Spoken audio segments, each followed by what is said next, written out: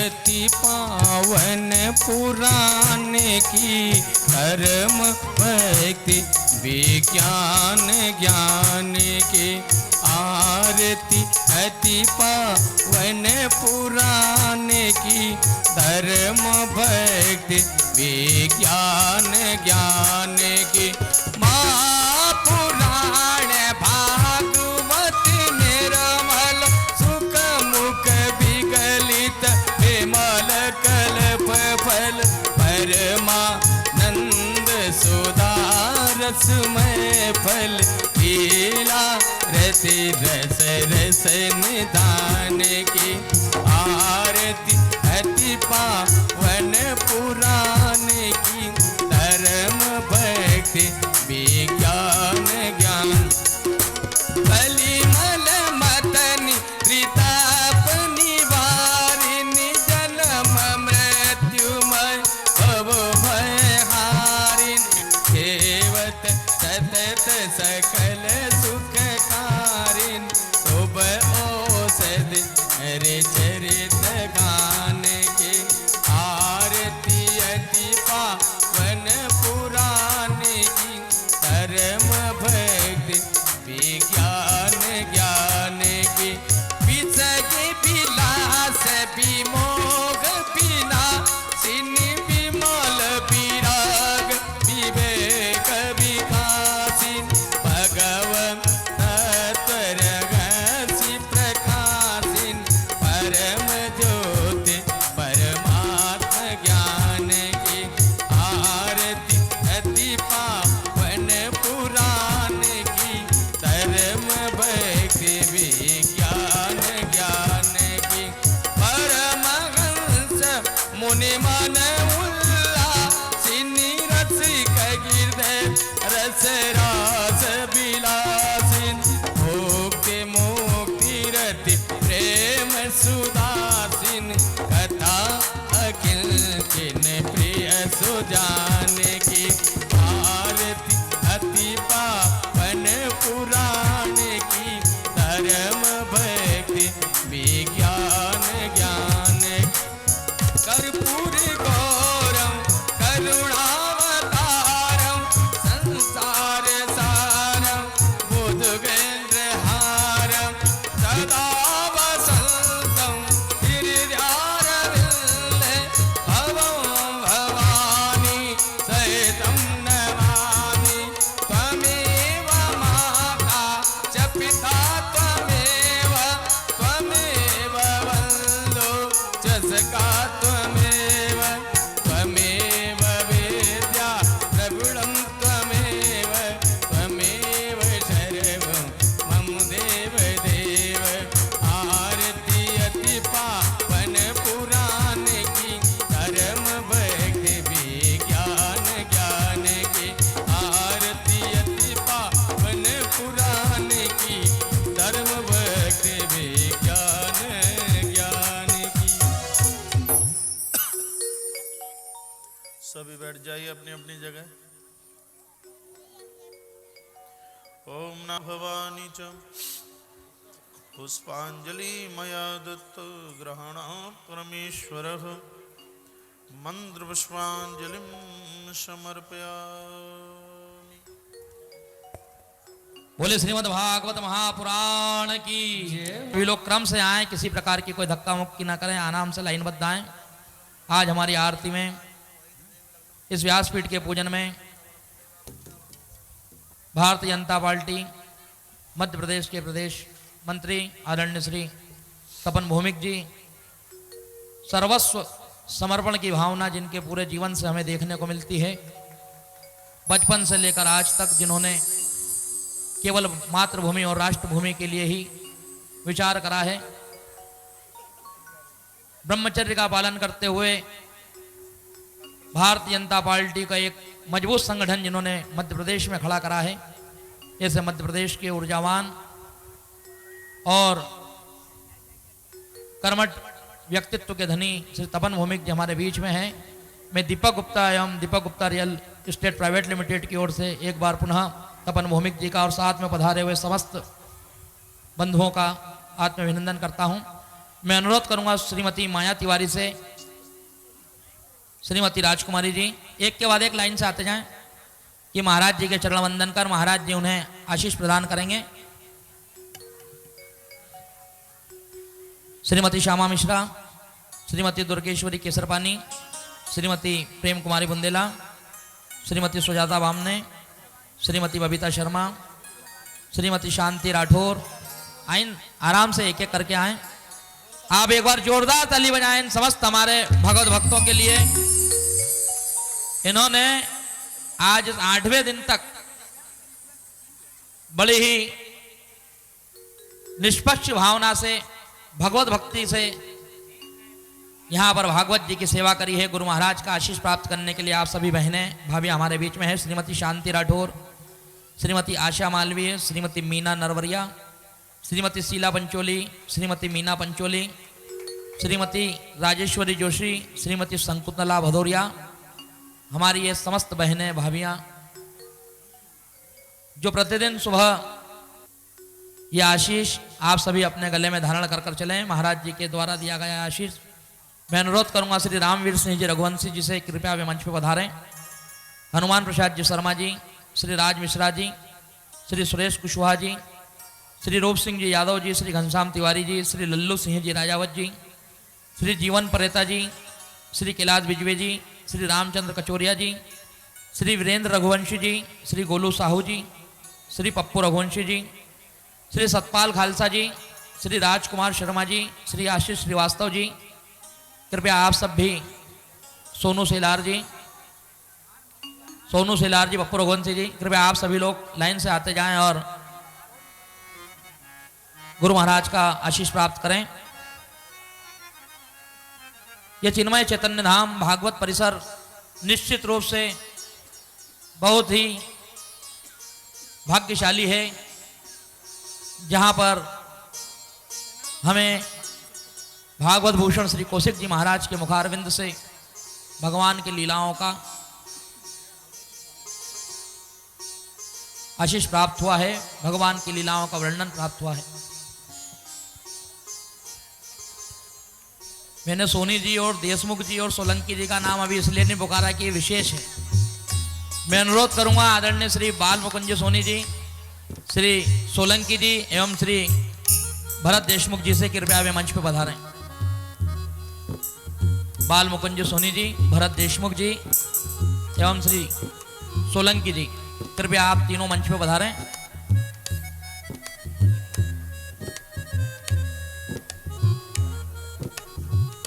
भरत देशमुख जी,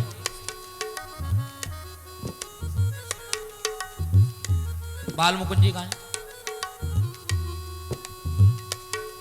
भरत देशमुख जी, भरत देशमुख जी से अनुरोध है कृपया मंच पर पधारें। भरत देशमुख जी, ये बाल मुकुंज सोनी जी गुरु महाराज समस्त कार्यकर्ताओं को हमारे बीच में लाने का श्रेय श्री बाल मुकुंज सोनी जी को है। इन्होंने बहुत प्रयास करा। एक बार जोरदार ताली बाल मुकुंज सोनी जी के लिए। हिमांशु साहू जी आए और गुरु महाराज का आशीष प्राप्त करें। भरत सोलंकी जी कृपया जल्दी आए। भरत भाई हमारे बीच में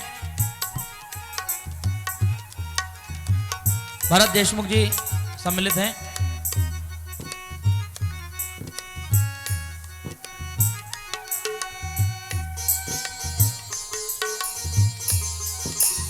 भरत सोलंकी जी हमारे बीच में सम्मिलित हैं। भरत देशमुख जी इस पांडाल में प्रथम दिवस से लेकर जब इस उद्यान को देखने आए थे उस समय उद्यान में बहुत बड़ी बड़ी घास उग रही थी। इसकी स्वच्छता कैसे होगी, इसकी साफ सफाई कैसे होगी, इसका रोलर, इसका समतलीकरण कैसे होगा, ये सारे विचार कर रहे थे उस समय। भरत देशमुख जी ने हमसे कहा कि आप तो निश्चित हो जाओ, गुरु महाराज से कह देना कि निश्चित दिन पे व्यासपीठ तैयार रहेगी। ऐसी उस दिन से लेकर इस कथा की शुरुआत के प्रथम दिन के 1 महीने पहले से लेकर आज तक, और जब एक प्रांगण व्यवस्थित होगा उसके बाद तक व्यवस्थाओं को देखने वाले भरत सोलंकी जी से मैं अनुरोध करूंगा, कृपया वे बता। भरत देशमुख जी, गुरु महाराज भरत देशमुख जी हैं, जिनके द्वारा इस व्यवस्था, साफ सफाई की व्यवस्था, जल की व्यवस्था, जोरदार ताली भरत देशमुख, भरत सोलंकी जी के लिए, भरत देशमुख जी के लिए। आदरणीय श्री 90 साल राकेश शर्मा जी से भी अनुरोध करूंगा, गुरु महाराज का अभिनंदन करें। राकेश शर्मा जी 90 साल की उम्र में भी आपके बीच में जो माता जी खड़ी हैं, निर्मला पाठक जी, पूरे मध्य प्रदेश में अपनी ट्रैफिक में सेवाएं देती हैं। राकेश शर्मा जी गुरु महाराज का, शर्मा नमकीन से गुरु महाराज का अभिनंदन कर रहे हैं। निर्मला पाठक जी हमारे बीच में हैं। शर्मा नमकीन से श्री राकेश शर्मा जी गुरु महाराज का आशीष प्राप्त कर रहे हैं। निर्मला पाठक जी ने भी गुरु महाराज का आशीष प्राप्त करा। आपका ज्यादा समय न लेते हुए ब्रह्मा फ्लावर डेकोरेशन के आदरणीय श्री सुधीर भाई से मैं अनुरोध करूंगा, कृपया वे जल्दी मंच पे आ जाएं। 9 दिनों तक प्रतिदिन इस पंडाल में फूल की सज्जा करने वाले ब्रह्मा डेकोरेशन वाले आदरणीय श्री सुधीर भाई हमारे बीच में हैं। अनुरोध करूंगा कि कृपया वे आए।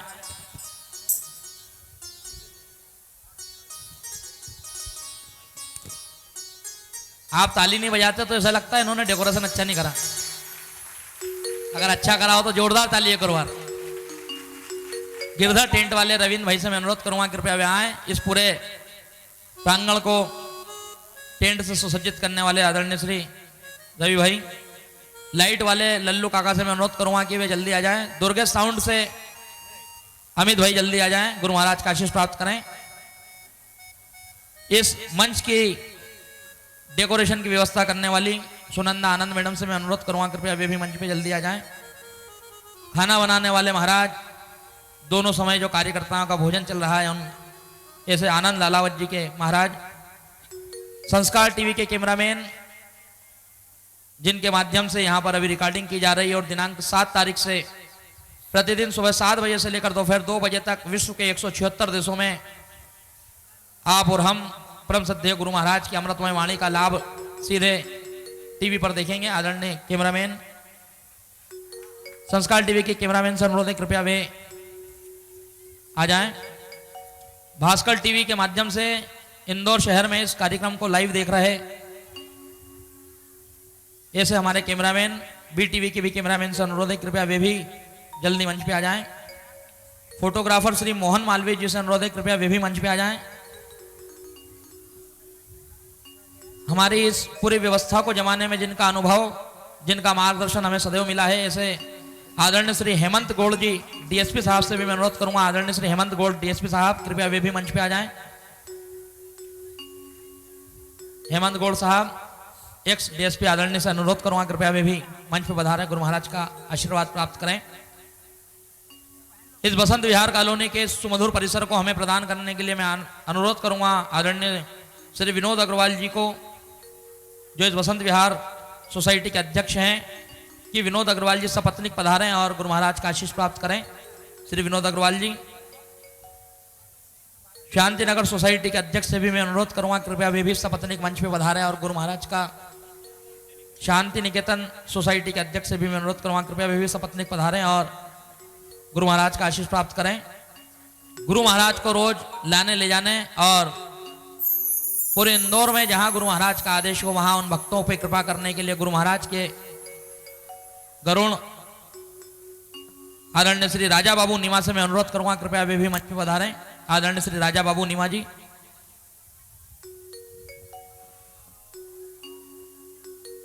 श्री लक्ष्मी नारायण जी गुप्ता जी समाज के वरिष्ठ व्यक्ति हमारे बीच में सम्मिलित हैं। लक्ष्मी नारायण जी गुप्ता जी से मैं अनुरोध करूंगा, व्यासपीठ के पूजन के लिए मंच पे पधारें। आदरणीय श्री लक्ष्मी नारायण जी गुप्ता जी। राजा बाबू से मैं अनुरोध करूंगा, कृपया वे राजा बाबू नीमा जी। विनोद अग्रवाल जी, बुंदेलखंड सिक्योरिटी सर्विस का संचालक, जिनकी सुरक्षा में ये पूरा पंडाल रहता था। ऐसे द्वारका प्रसाद जी पाठक जी से मैं अनुरोध करूंगा कि पाठक साहब कृपया शीघ्रता से मंच पे आए। राजा बाबू, विनोद अग्रवाल जी, रवि वर्मा जी, रवि टेंट वाले भैया, गिरधर टेंट हाउस से रवि भाई कृपया जल्दी मंच पे आ जाएं। पंकज को आन दो। पाठक साहब, रवि वर्मा जी, कृपया जिन्हें आवाज, रविंद्र भाई थोड़ा जल्दी आ जाओ। लाइट वाले लल्लू काका से भी मैं अनुरोध करूंगा। आदरणीय श्री अजय गुप्ता जी ऊपर आ जाओ, लल्लू काका मंच पे। अजय गुप्ता जी से अनुरोध करूंगा कि श्री लक्ष्मी नारायण जी गुप्ता जी के साथ में पधारें और व्यासपीठ का पूजन करें, गुरु महाराज का आशीष प्राप्त करें। समाज के वरिष्ठ जन आदरणीय श्री सराफे से हमारे बीच में लक्ष्मी नारायण जी गुप्ता जी आशीष प्राप्त कर रहे हैं गुरु महाराज का। आइए, बोले सदगुरुदेव भगवान की, श्री कौशिक जी महाराज की। राजा बाबू नीमा से अनुरोध है कृपया जल्दी मंच पे आ जाएं। राजा बाबू नीमा एवं श्री संजय अग्रवाल के छोटे भाई आदरणीय श्री विनोद अग्रवाल जी। पन्ना लाल जी से अनुरोध करूंगा जो सतवास से हमारे बीच में हैं, कृपया वे भी मंच पे आ जाएं। पन्ना लाल जी, गोपाल जी उपाध्याय गुरु महाराज का आशीष प्राप्त कर रहे हैं, श्री गोपाल जी उपाध्याय। मुरलीधर जी शर्मा से अनुरोध करूंगा कृपया वे सपत्निक मंच पे पधारें, श्री मुरलीधर जी शर्मा। इन 8 दिनों में अपने संपूर्ण व्यवसाय को विराम देकर गुरु महाराज की अमृतमय वाणी का लाभ लेने हमारे बीच में पधारे। आला बाजार से श्री सनेचा जी से मैं अनुरोध करूंगा कि वे भी गुरु महाराज का आशीष लेने के लिए मंच पे पधारे, आदरणीय सनेचा जी। परदेसीपुरा से श्री मुकेश चौक से बाबा जी जो हमारे बीच में पधारे हैं, गुरु महाराज का आशीष लेने के लिए वे भी मंच पे पधारे, श्री सनेचा जी एवं श्री मुकेश चौक से जी। गुरु महाराज के अनन्य भक्त 9 दिनों तक जिन्होंने अपने पूरे कार्यों को विराम दिया और सुबह 1 बजे आशीर्वाद प्राप्त। जो भी हमारे कार्यकर्ता जो इस भगवत भक्ति के कार्य में पिछले 9 दिनों से लगे हैं, हमारी गलती से यदि वे छूट गए हों तो कृपया वे मंच पर आ जाएं और गुरु महाराज का आशीष प्राप्त करें। केटरिंग व्यवस्था वाले पटेल, निशान, अब मैं अनुरोध करूंगा Deepak Gupta real estate private limited के उन सभी हमारे सहयोगियों से जो इस कार्य में लगे हैं, आदरणीय श्री सुभाष गर्ग जी, सुभाष गर्ग जी, प्रवीण जी, तरुण जी, श्री कुश जी, श्री निशांत जी, श्री राजू जी, श्री रमेश सुनहरे जी, श्री सौरभ जी, श्री रवि वर्मा जी एवं कुमारी रिम्पी गिल। तरुण भैया जल्दी आ जाओ। आप सभी लोग कृपया जल्दी मंच पे पधारें और गुरु महाराज का आशीष प्राप्त करें। ये दीपक गुप्ता जी की वो टीम है, ये दीपक गुप्ता जी के वो सहयोगी हैं जो सदैव दीपक गुप्ता जी के व्यवसाय व्यापार में लगे रहते हैं। आदरणीय श्री सुभाष गर्ग जी, प्रवीण जी, तरुण जी, कुश जी, निशांत जी, राजू जी, रमेश सुनहरे जी, सौरभ जी, श्री रवि वर्मा जी एवं कुमारी रिम्पी गिल। मैं सभी से अनुरोध करूंगा कि वे सभी लोग जल्दी आ जाएं। लल्लू काका से अनुरोध है कृपया ऊपर आ जाएं, गुरु महाराज का आशीष ले। लाइट वाले,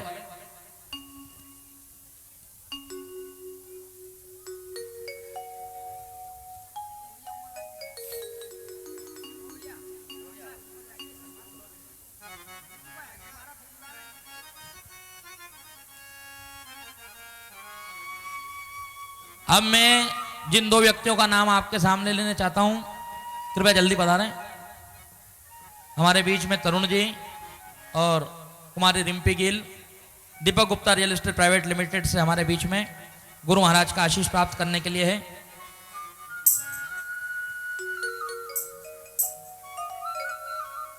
मैं पुनः अनुरोध करूंगा कि जो कार्यकर्ता, जो भगवत भक्त हमसे छूट गए हैं गलतीवश, हमारी भूल से यदि छूट गए हैं तो कृपया मंच पर आकर गुरु महाराज का आशीष प्राप्त कर लें।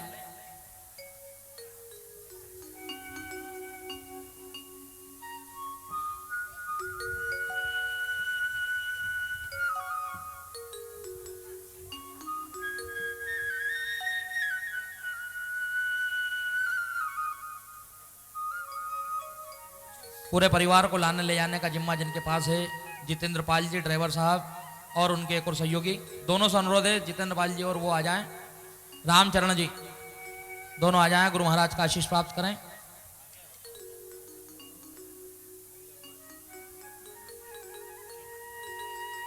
अब इस कार्य की रूपरेखा में शुरू से लेकर आज तक जिन्होंने अपना बहुमूल्य समय भी दिया है, तन और मन जिन्होंने समर्पण करा है, जोरदार तालियों से दोनों जो मंच पे खड़े हैं भाई संजय कटारिया जी और संजय अग्रवाल जी के लिए जोरदार ताली बजाएं।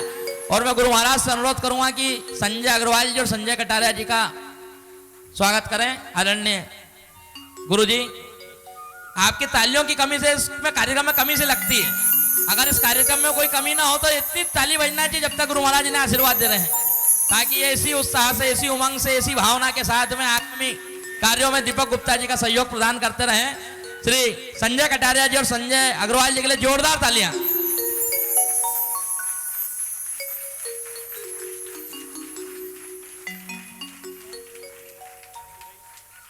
और पर्दे की पीछे टीम के अंदर एक और शख्स जिसका नाम लेना चाहूंगा भाई राजू प्रजापति जी के लिए भी एक बार जोरदार ताली बजा दें आप।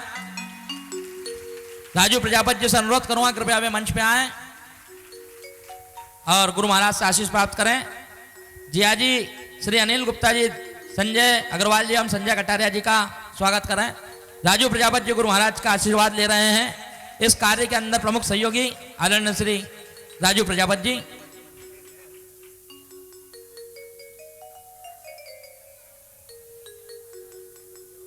इस कार्यक्रम को मैं विराम देते हुए शाम के समय परिवार के सभी व्यक्तियों के द्वारा मैं सभी भक्तजनों से निवेदन करता हूं कि अपने मंच संचालन कर रहे श्री भानु पंडित जी का महाराज जी स्वागत करें।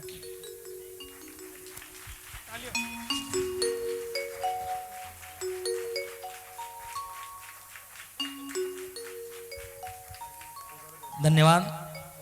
गुरु महाराज की कृपा सदैव बनी रहे मुझ पर भी, दीपक गुप्ता जी पर भी, संजय कटारिया जी, संजय अग्रवाल जी, पूरे गुप्ता परिवार है आप सभी पर।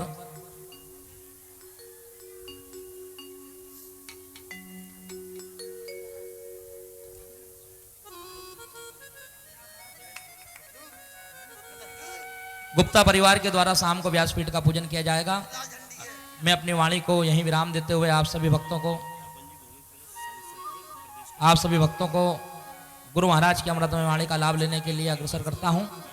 बोले अगर श्रेय किसी को जाता है तो श्री चंदूराव जी शिंदे को, जिनके माध्यम से पूरे इंदौर नगर के अंदर साफ सफाई का ठेका है। जोरदार तालियों से चंदूराव शिंदे जी का अभिनंदन करें। इस कथा के मार्गदर्शक एवं संरक्षक आदरणीय श्री चंदूराव जी शिंदे जी, मुन्ना लाल जी यादव साहब अभी हमारे बीच में नहीं है, लेकिन मुन्ना लाल जी यादव साहब शाम को आरती में उधारेंगे, लेकिन उनका सहयोग भी जो हमारे बीच में रहा है उसके लिए भी हम व्यासपीठ की ओर से, दीपक गुप्ता की ओर से उनका साधुवाद करते हैं। विधायक रमेश मंदोला जी, जिनके संरक्षण में यह पूरा कार्य हुआ, उद्योग मंत्री आदरणीय श्री कैलाश विजयवर्गीय जी, जिनके संरक्षण में यह पूरा कार्य हुआ, हम उन दोनों का भी इस व्यासपीठ की ओर से, हम Deepak Gupta real estate private limited की ओर से बहुत बहुत आभार व्यक्त करते हैं। बोले श्री सतगुरुदेव भगवान की, श्री व्यास जी महाराज की, परम सद्य श्री कौशिक जी महाराज की, सतगुरुदेव भगवान की।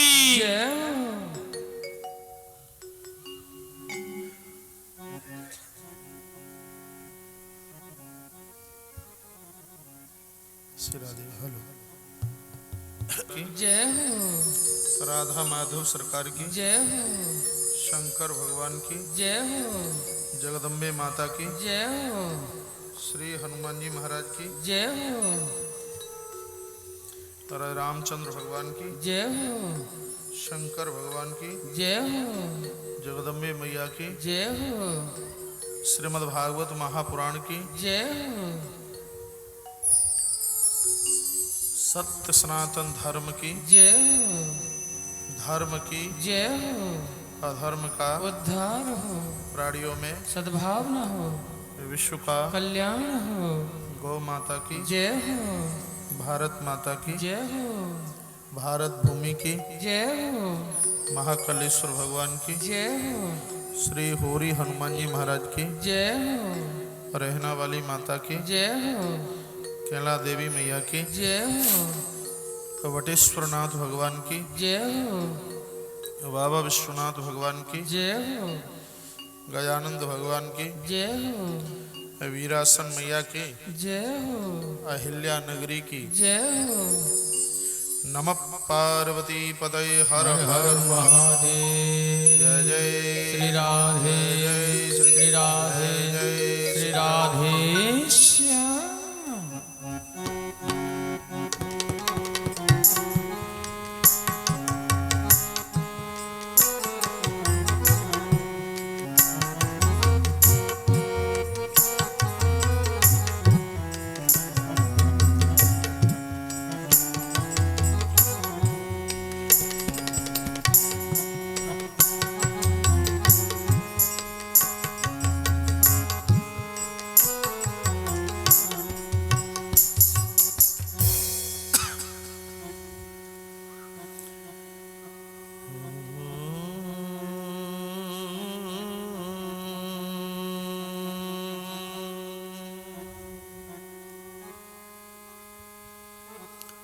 नमः शिवाय गुरुवे नमः। श्री राधा कृष्ण चरण कमलेभ्यो नमः। वाणी विनायको नमः। श्री गुरुचरण कमलेभ्यो नमः। श्री हनुमते नमः। नमः पंकजनाभाय नमः पंकजमालिने नमः पंकजनेत्राय नमस्ते पंकजारे। नारायणं नमस्कृत्य नरं चैव नरोत्तमं देवीं सरस्वतीं व्यासं ततो जयमुदीरये। ध्यानमूलं गुरुर्मूर्तिपूजामूलं गुरुर्पदम् मंत्रमूलं गुरुर्वाक्यं मोक्षमूलं गुरुर्कृपा। हरे कृष्ण कृष्ण कृष्ण हरे हरे हरे राम राम राम हरे हरे। अशदो मां शतगमयि तमसो मा ज्योतिर्गमयि मृत्युर्मां मृतगमयि। ओम शांति शांति शांति। आइए भगवत नाम उच्चारण कीजिए।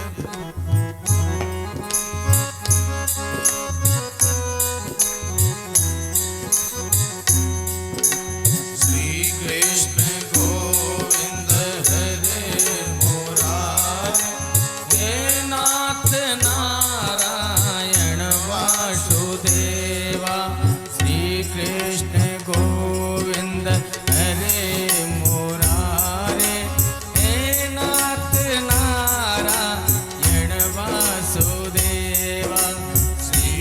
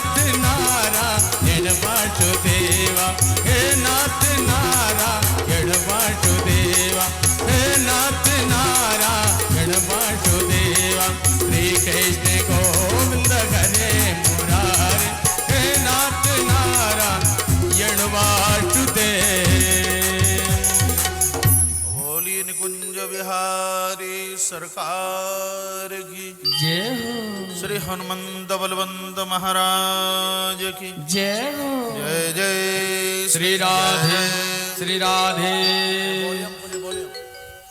जय जय श्री राधे।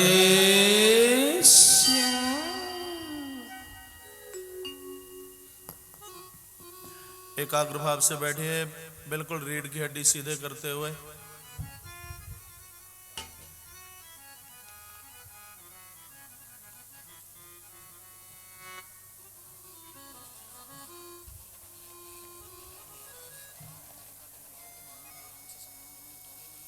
जय हो।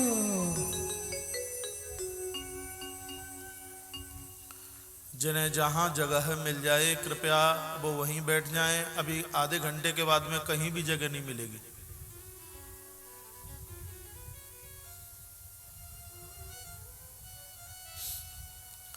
परम आराध्य प्रातस्मरणीय जगत नियंता, जगत के परमाधार, रसकों के परम रसाप्त काम, पूर्ण काम, सर्व काम, ऐसे यदुनंदन भगवान प्रभु श्री बाल कृष्ण लाल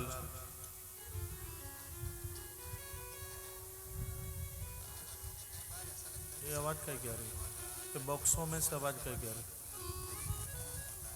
ये रेडियो चल रहा है।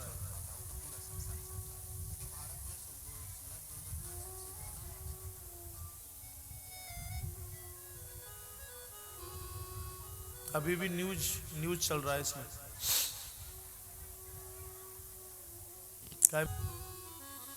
श्री विजय जी अग्रवाल जी, श्री रजनीश जी गुप्ता जी, श्री मुकेश जी जैन, इन सब लोगों का व्यासपीठ से बहुत आदर मान सम्मान है। भैया विशाल बोबरिया जी, मौसमी, खुशी, राधा, देवेंद्र, युजुर्व, पूरा परिवार। चित्रकूट से भैया श्री शिव मंगल जी,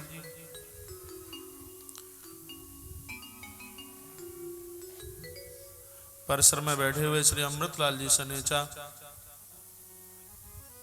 श्रीमती हिमानी सनेचा, मधुलिका सनेचा, माता मुन्नी देवी, तुलसीवन आश्रम के स्तंभ हैं। व्यासपीठ से बहुत आदर है, बहुत मान सम्मान है। जी चौक से, परेशीपुरा इंदौर से। बहुत हम छोटे हुआ करते थे, बिल्कुल बचपना ही सिर के ऊपर हुआ करता था। तब से ये पूरा क्षेत्र जुड़ा हुआ है और मुझे बड़ा अच्छा लगता है। ये कहते हैं कि महाराज जी अब हमें भूल गए, अब हमारी मुट्ठी से गए। मैंने कहा ऐसा सोचना ही मत, आप सब तो हमारी नीम के ईंट हैं। नीम कमजोर हो गई तो मंजिल नीचे आ जाएगी। आप हमारे सौंदर्य हैं, सुंदरता है, आप हमारी ऊर्जा हैं। जब इस आयोजन की तारीख फिक्स हुई तो सबसे पहला टेलीफोन मेरे पास में मुकेश बाबा का ही आया। कहा महाराज जी मुझे इतनी खुशी हो रही है, आपने आयोजक बहुत बढ़िया चुना है। मैंने कहा खुशी मुझे भी हो रही है।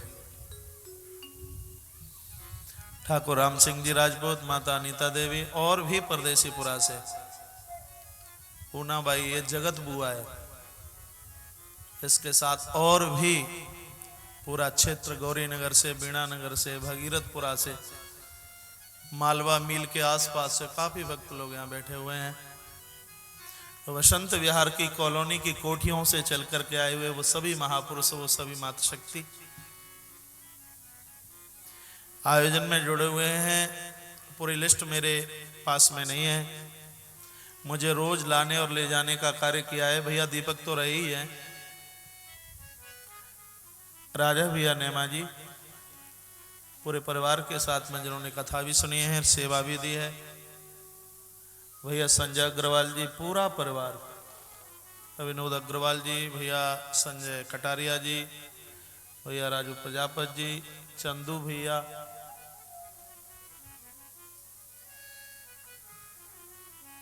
मंच एक एक करके आप सभी के हृदय में नित्य विराजित होने वाले मैं अपने प्रभु परमात्मा का दर्शन करते हुए बीटीवी और संस्कार चैनल को बहुत बहुत शुभकामनाओं के साथ व्यासपीठ से उनके उज्जवल भविष्य की कामना करते हुए। भैया जी अभी न्यूज बंद नहीं हुई, कोई ना कोई चक्कर है इसमें, इसको देखिए पहले, ये बॉक्स में ये अभी भी बोल रहा है। हरि लाल की जय हो, कृष्ण कन्हैया लाल की जय हो, श्री हनुमान जी महाराज की जय हो। वॉल्यूम बढ़ाइए। जय जय श्री राधे, जय जय श्री राधे, जय जय श्री राधे श्याम।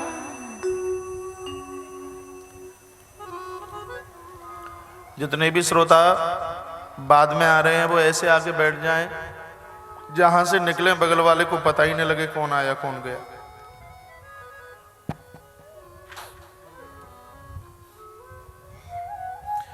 आयोजन बहुत विराट हुआ है, इसलिए मुझे बहुत भारी खुशी है, लेकिन आज कथा का अंतिम दिन है इसलिए मुझे अच्छा नहीं लग रहा।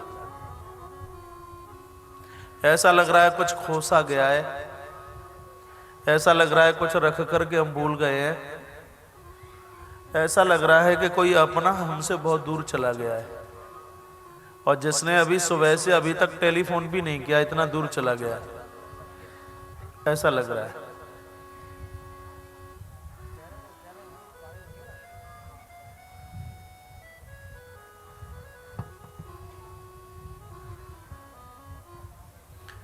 मैं सोचता हूं तो फिर अंदर से आवाज लगती है कि ऐसा इसलिए लग रहा है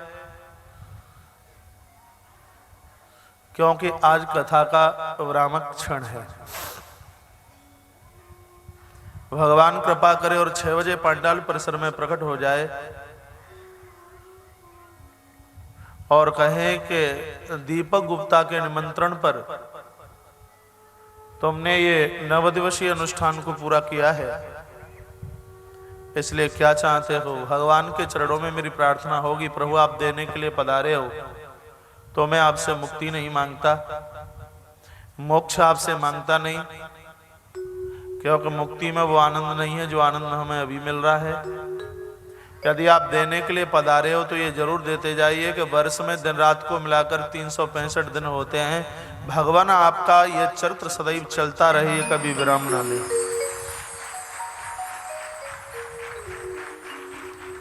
कथा ने हमारी दिशा और दशा को दोनों को बदला है। कथा ने हमें जिंदगी दी है, कथा ने हमें आनंद दिया है। कल संध्या के समय में व्यासपीठ के माध्यम से आप भगवान श्री कृष्ण और माता रुक्मिणी के विवाह की कथा सुन रहे थे। अब आपको कैसा लगा ये तो मुझे पता नहीं। व्यासपीठ से सच बात है, कल तो ऐसा लग रहा था कि सामने बग्गी में बैठकर साक्षात भगवान द्वारकाधीश पधारे हैं, बिल्कुल ऐसा। इतनी सुंदर मनोरम झांकी, ठाकुर जी का इतना सुंदर रूप। तिवारी बाबा इधर बैठे हैं, ये बोलते हैं महाराज जी मैंने आपकी इतनी कथाएं करी और इतनी भीड़ हुई और इतने विराट आयोजन हुए, लेकिन कल जैसे मैंने रुक्मिणी कृष्ण नहीं देखे, इतनी सुंदर छवि मैंने नहीं देखी। लग रहा था कि साक्षात भगवान प्रकट हुए हैं। मैंने कहा बाबा ये तो मुझे भी लग रहा था कि साक्षात भगवान ही प्रकट हुए हैं। ये भैया तुमने 7 दिन की कथा क्यों रखी, इसको 15 दिन की रखते। इनका तो प्रोग्राम 7 ही दिन का था, एक दिन मैंने बढ़ा दिया। बोलते हैं आप कहते तो मैं तो 20 दिन की रख देता, लेकिन क्या करें हमारे पास ही समय नहीं था।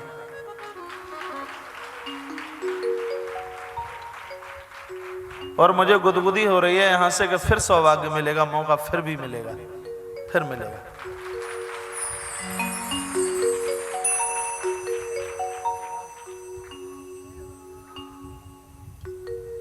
क्योंकि आज तक की लिस्ट में मेरी कभी आयोजकों से बिगड़ी नहीं है, ये मुझे बहुत खुशी होती है। आज तक किसी आयोजक से मेरा झगड़ा नहीं हुआ, किसी आयोजक से मेरी बिगड़ी नहीं है, क्योंकि कथा तो हम कहते ही हैं, साधु जीवन तो हम जी ही रहे हैं। यदि इससे भी पहले हमारी जिंदगी में कुछ है तो व्यवहार है, हमारे व्यवहार में कहीं भी खोटापन नहीं है, बिल्कुल। जिसने 10 लाख दे दिए हो तो भी वैसे ही हैं, और किसी ने यूं पत्ता तोड़ करके पकड़ा दिया हो तो भी चेहरे पर मुस्कुराहट उतनी ही है। तो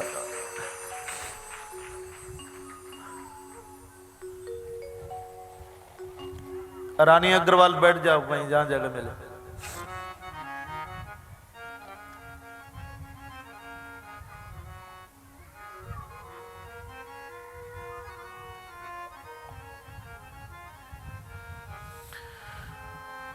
माता रुक्मिणी ने 7 श्लोक भगवान के लिए लिखे हैं। हम और आप भी 7 श्लोक ईश्वर के लिए लिखे हैं। भगवान ऐसे हमारा वर्ण करेंगे जैसे द्वारकाधीश ने माता रुक्मिणी का वर्ण किया। 7 श्लोक ही क्यों लिखे? माता कम ज्यादा श्लोक लिख देती।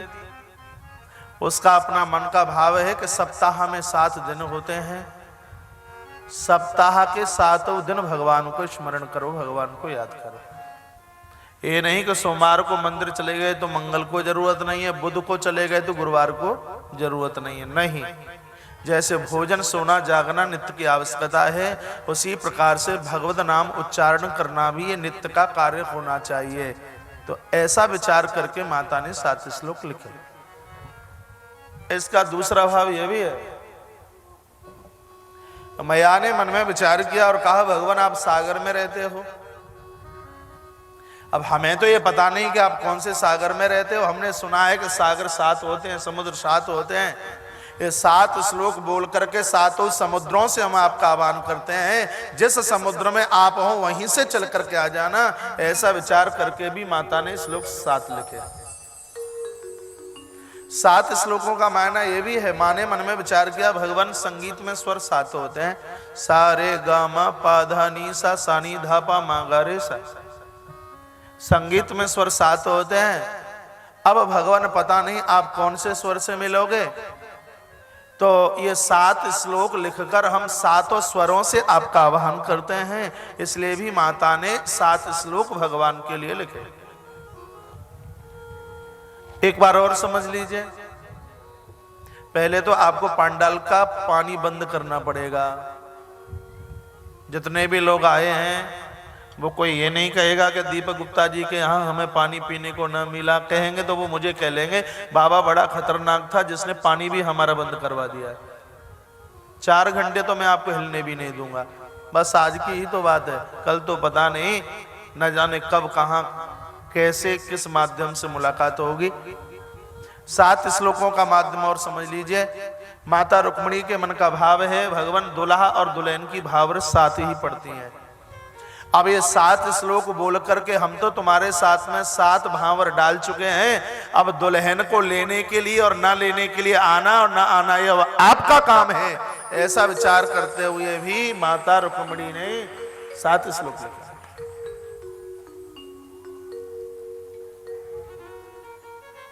7 श्लोकों की जितनी व्याख्या की जाए उतनी कम है। श्रुता गुणान भुवन सुंदर शृण्वितांते निरविश्य कर्ण विवरई हरतुंग तापा।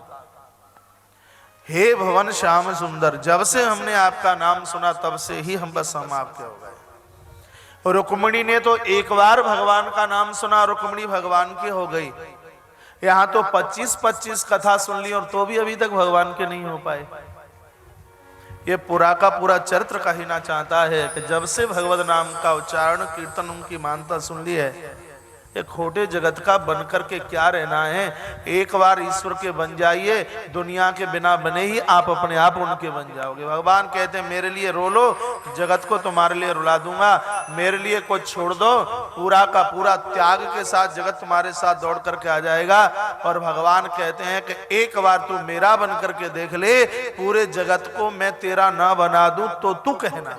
एक बार तू मेरे लिए रो के देख ले, पूरे संसार को तेरे लिए न रुला दूं तो तू कहना। भगवान कहते हैं एक बार मेरी तरफ तू कदम बढ़ा करके देख ले और मैं इस वैकुंठ को छोड़कर तेरे आंगन में आकर के ना प्रकट हो जाऊं तो तू कहना। ये भगवान की प्रतिज्ञा है। पहले श्लोक में भगवान के लिए संबोधन, दूसरे श्लोक में माता ने लिखा काता मुकुंद महती कुलशील रूपा। जितनी भी बेटियां बैठी हैं परिसर में वो सुने, उनके मतलब की बात है। दूसरे श्लोक में माता रुक्मिणी लिखती है कि भगवान मेरे पास में कुल नहीं है, मेरे पास में खानदान भी नहीं है। गुब्बारे को फोड़ना कहाँ है? ये बॉक्स और बंद कीजिए। इसमें रूप भी नहीं है। आप एक राजकुमार हो, एक राजा के बेटा हो, तो मेरे पिता के पास में तो आपको देने के लिए दहेज भी नहीं है, लेकिन फिर भी भगवान में एक बहुत बड़ी संपत्ति आपकी देहली पर लेकर के आ रही हूं। क्या संपत्ति लेके आ रही है माता रुक्मिणी? बेटियां ध्यान देंगे। माता रुक्मिणी कहती है भगवान पिताजी ने जितना भी मुझे जेब खर्च के लिए पैसा दिया उसको मैंने अपने प्रयोग में नहीं लिया, मैंने उसको धर्मार्थ में लगाया। नल मैंने लगवाए, कुआं मैंने खुदवाए, सत्संग का निर्माण कराया, गौ माता की सेवा की। उससे किंचित मात्र भी यदि मुझे कुछ पुण्य मिल रहा है, उस पुण्य रूपी दहेज को लेकर मैं आपकी देहली पर आ रही हूं। श्रीमद् भागवत में लिखा है, भैया आवाज डाउन हो गई है बिल्कुल, दोनों बॉक्स बंद करते ही आवाज कहीं से खोलिए। विवाह से पूर्व बेटियां जितना भी धर्म सत्कर्म करती हैं वो पूरा का पूरा उनके सस को बढ़िया से बढ़िया घर में देना चाहते हैं, और फिर भी बेटी को बढ़िया परिवार नहीं मिला तो इसमें माता पिता भाइयों का कोई दोष नहीं है, ऐसा ग्रंथ में लिखा है। आपका जितना पुण्य था, आपका जितना तप था, उस प्रकार से तुम्हें वो घर वर मिला है। अब जैसा मिल गया है बस उसी में अपने आप को, बस आप उसमें रहने का एक ढंग प्राप्त कर लीजिए। अब ये कोई बाजारू बर्तन तो है नहीं कि फूट गया तो बदल करके दूसरा खरीद के ले आएंगे। अब जैसा मिल गया हमारे भाग्य से वो सब ठीक ही है, इसमें माँ बाबू जी का कोई दोष नहीं है। कभी कभी बेटियां माता पिता को इतना दोष देती हैं, कहती हैं चला आया और मुझे कहाँ फौज में पटक के चला गया है। माता पिता को बड़ा दोष दिया जाता है। माता रुक्मिणी का ये सिद्धांत है।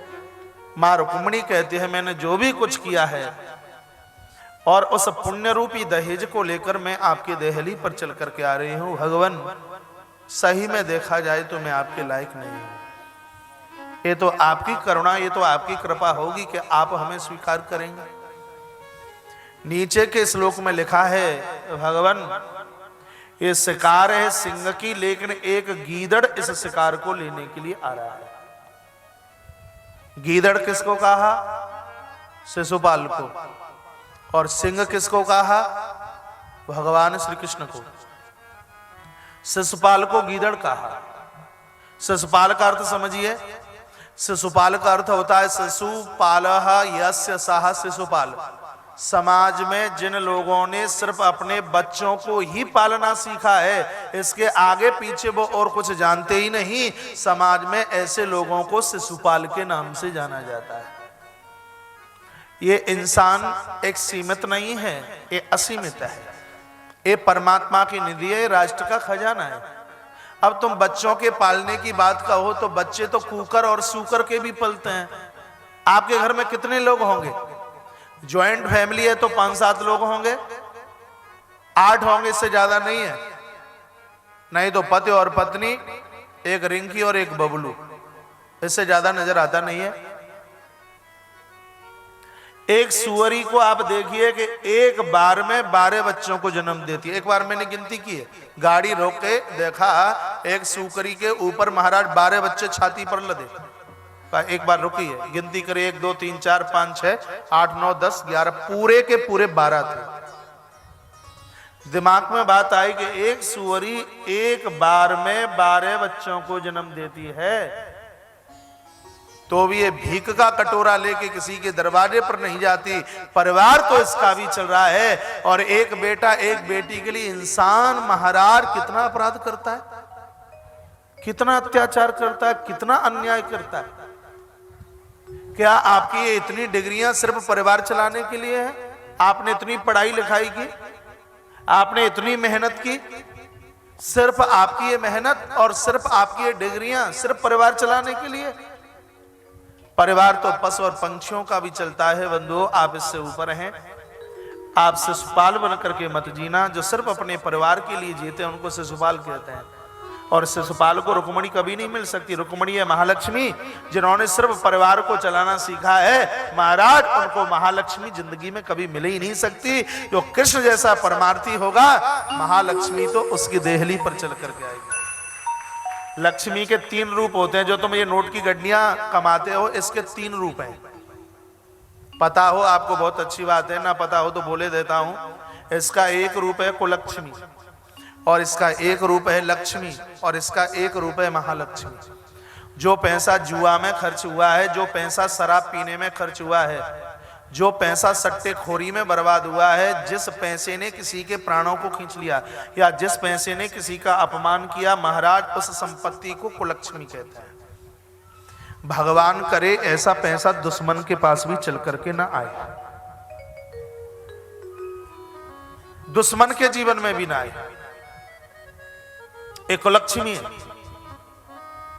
और एक पैसा ऐसा है जो अपने मेहनत के द्वारा महाराज कमाएगा और अपना परिवार चलाया है। बच्चों का लालन किया है, बच्चों का पालन किया, उनको पढ़ाया है, उनको लिखाया है, कभी किसी का बुरा नहीं किया, लेकिन दान में खोटा 5 का सिक्का भी नहीं दिया। बच्चों के लिए कोई दिक्कत नहीं होने दी। उनको जैसे पढ़ाई की जरूरत थी पढ़ाई पर खर्च किया, वस्त्रों पर खर्च किया, बंगले पर खर्च किया, गाड़ी पर खर्च किया, घोड़े पर खर्च किया, और भी शादी विवाह में जो भी कुछ करना था पति ने अपनी व्यवस्था करी, पत्नी की व्यवस्था करी, और वो जो भी व्यवस्थाएं थी वो सबका सब किया। इसको लक्ष्मी कहते हैं। इसको क्या कहते हैं? अब आप टटोल करके देखना कि आपके पास में पैसा कौन सा है। 3 तरह के लोग यहां बैठे होंगे जरूर। कुलक्ष्मी वाली बात बताई और लक्ष्मी वाली भी बात बता दी है। जो अपने लिए, बच्चों के लिए, परिवार के लिए उसकी ये सीमितता रही है, उसको लक्ष्मी कहते हैं। लेकिन जिसका पैसा मंदिर निर्माण में लगा, जिसका पैसा गौ माता की सेवा में लगा, जिसका पैसा अनाथों की सेवा में लगा, जिसका पैसा यज्ञ महायज्ञ में लगा, वो कुलक्ष्मी लक्ष्मी नहीं, उसी संपत्ति को महालक्ष्मी का रूप दिया गया। वो महालक्ष्मी है। जिनके जीवन में ऐसी महालक्ष्मी चल करके आती है महाराज, वो तो कुबेर के खजाने के भी मालिक होते हैं। भाई दीपक गुप्ता, तुम्हें खुश होना चाहिए। क्योंकि तुम्हारे पास में महालक्ष्मी आई है, इसलिए श्रीमद् भागवत का महाआयोजन हुआ है। नहीं, यज्ञ नहीं होता, यज्ञ नहीं होता। सत्कर्म पर, अच्छी जगह पर, भगवत कार्यों में पैसा खर्च होता है, और उनको राम और कृष्ण के रूप में लिया गया है। फिर महालक्ष्मी उन्हीं के घर में चल करके आती है। अब कल तो हल्ला गुल्ला बहुत हो गया था, नहीं तो एक बातें कल ही समझाना था हमें, कल नहीं तो चलो आज समझा दिया है। माता भगवती रुक्मणी को लेकर के भगवान श्री द्वारका आए हैं। द्वारका आपका हृदय है, कृष्ण सुंदर विचार हैं, और माता रुक्मणी शांति है। जब शांति रूपी रुक्मणी हृदय रूपी द्वारका में आ जाए तो फिर तो उसे हृदय का कहना ही क्या है।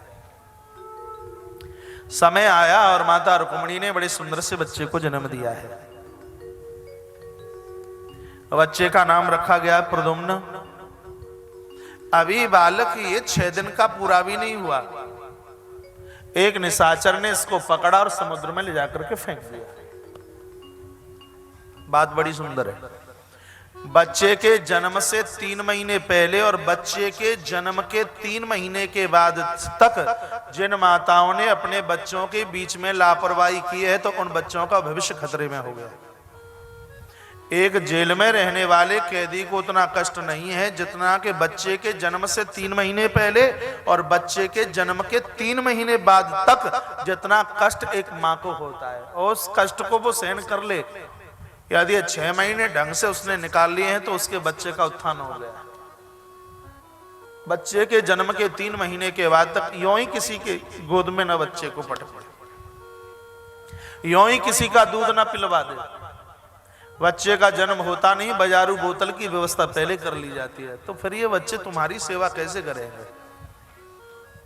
कैसे फिर कहा जाएगा कि तुम इस बच्चे की माँ हो? किसी बच्चे की माँ मर गई, सब लोग रो रहे थे और वो हंस रहा था। किसी ने पूछा, रे बेटे तेरी माँ की मृत्यु हुई है और तू रोता नहीं और तू हंसता है? बोलता ये तो मेरी नकली माँ थी, मेरी असली माँ तो बोतल है, जब बोतल फूटेगी तब रोऊंगा।